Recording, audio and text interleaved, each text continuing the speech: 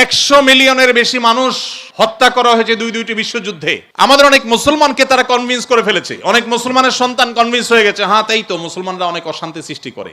অনেক মুসলিম বন্ধুরা প্রশ্ন করেন, ইসলাম যদি সত্য ধর্ম হয়, আল্লাহর অস্তিত্ব যদি সঠিক সত্য হয়, নাউজুবিল্লাহ, এরকম প্রশ্ন অনেক মুসলমানের সন্তান করেন, তাহলে মুসলমানরা কেন গোটা পৃথিবীতে মার খাচ্ছে? কেন ফিলিস্তিনেও আমরা দেখি বোমের নিচে মুসলমান? কেন কাশ্মীরেও আমরা দেখি নির্যাতনের নিচে মুসলমান? কেন সিরিয়াতেও আমরা দেখি নির্যাতিতে মুসলমান? কেন ইরাকে আমরা দেখি মার খাচ্ছে মুসলমান? কেন আফ্রিকা আমরা দেখি মার খাচ্ছে মুসলমান? কেন বার্মায় দেখি আমরা মার খাচ্ছে মুসলমান? কেন চায়নার উইঘুরে দেখছি আমরা মার খাচ্ছে মুসলমান? পৃথিবীর যেখানেই মার খাচ্ছে দেখবেন মুসলমান মায়ের নিচে আছে, উপরে মুসলমান নেই, তারপরও পৃথিবী বলবে মুসলমান সন্ত্রাসী। আমাদের অনেক মুসলমানকে তারা কনভিন্স করে ফেলেছে, অনেক মুসলমানের সন্তান কনভিন্স হয়ে গেছে, হ্যাঁ তাই তো, মুসলমানরা অনেক অশান্তি সৃষ্টি করে। 100 মিলিয়নের বেশি মানুষ হত্যা করা হয়েছে দুইটি বিশ্বযুদ্ধে। মুসলমানরা করেছে। মুহাম্মদ সাল্লাল্লাহু আলাইহি সাল্লাম তার আদর্শকে পৃথিবীতে প্রতিষ্ঠিত করতে গিয়ে 27টি যুদ্ধে তাকে সশরীরে অংশগ্রহণ করতে হয়েছে। এই সকল যুদ্ধে যত মানুষ মারা গেছে সবগুলোর যোগফল কত জানা আছে আমাদের কারোর? মাত্র 1000 মানুষ। এর মধ্যে 600 জন বিশ্বাসঘাতকতার অপরাধে দণ্ডিত হয়ে মৃত্যুদণ্ডের মুখোমুখি হয়েছে, আর বাকি 400 মানুষ মারা গেছে 27টি যুদ্ধে। কল্পনা নয়, গল্প নয়, বাস্তব। একটা ইউনিয়ন দখল করতে গিয়ে তো 400 বেশি মানুষ মারা যায়।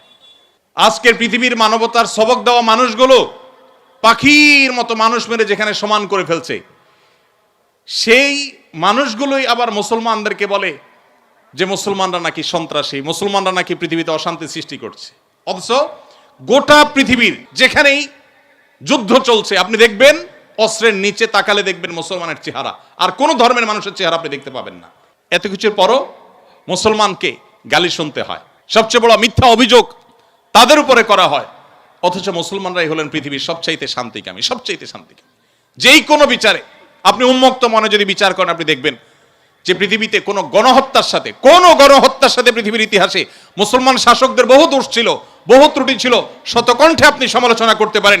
আজকের বিশ্বের মোড়লরা যেভাবে গণহত্যা করছে, পাখির মতো নির্বিচারে মানুষ মারছে ফিলিস্তিনের মাটিতে, সেই মানুষগুলাই যখন কোনো ভিডিও ফুটেজে দেখেন ফেসবুকে, ইউটিউবে, তারা হেলিকপ্টার নিয়ে তাদের সেনাবাহিনী গিয়ে একটা গর্তে, কোনো একটা ড্রেনে কোনো কুকুর ছানা পড়ে গেছে, একটা বিড়ালের ছানা পড়ে গেছে, সেটা উদ্ধার করার জন্য তারা লেগে গেছে, আপনি তখন বলছেন ওয়াও কত মানবিক তারা।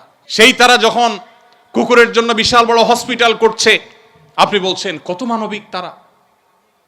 অথচ এরাই নির্বিচারে পাখির মতো মানুষ হত্যা করছে। এবং অনেক সভ্য দেশ আছে যেই দেশে শুধু ফিলিস্তিনি নির্যাতিত ফিলিস্তিনিদের পক্ষে পতাকা নিয়ে আপনি রাস্তা বের হবেন, রাষ্ট্রের আইন অনুযায়ী আপনি অপরাধী বিবেচিত হবেন। এখনো আছে, এই সভ্য পৃথিবীতে আছে। প্রিয় নবী সাল্লাল্লাহু আলাইহি সাল্লাম যে দিন রেখে গেছেন, এখানে মুসলমান কোণঠাসা থাকবে, এটাই স্বাভাবিক। আমার কথা গেছিল সেখান থেকে যে অনেক বন্ধু বলে কেন মুসলমানরা এত মার খাচ্ছে যদি ইসলাম সত্য হয়। হ্যাঁ, ইসলাম সত্য যে তার প্রমাণই এটা যে মুসলমানরা মার খাবে।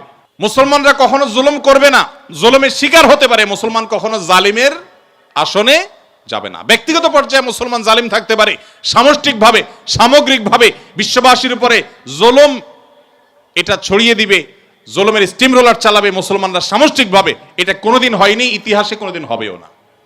অতএব যারা মনোবেদনা আছেন, কষ্টে আছেন, বিপদে আছেন, ভেঙে পড়েন যে এত বিপদ কেন, তারা নিজেদেরকে অনেক সময় মনে করেন যে আমি অপরাধী।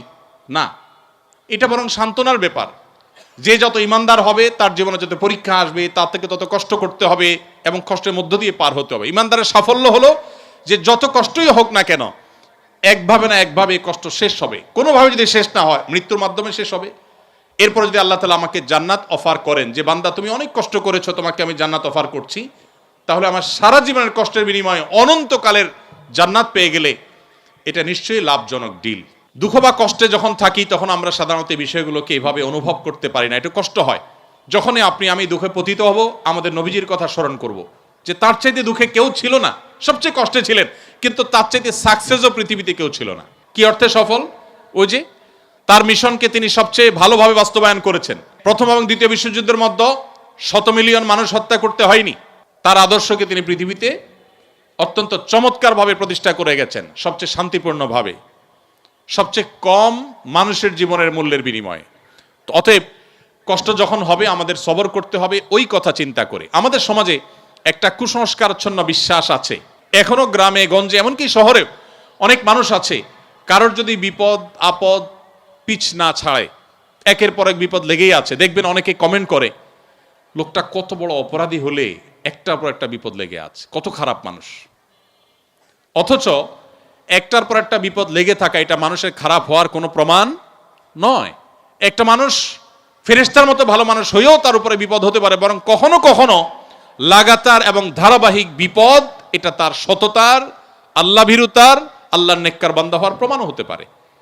তো এই জন্য আমরা যারা বিপদগ্রস্ত আছি তাদের জন্য সান্ত্বনা হলেন নবী করিম সাল্লাল্লাহু আলাইহি সাল্লাম। আল্লাহ আমাদেরকে ধৈর্য ধারণ করার তৌফিক দান করুন।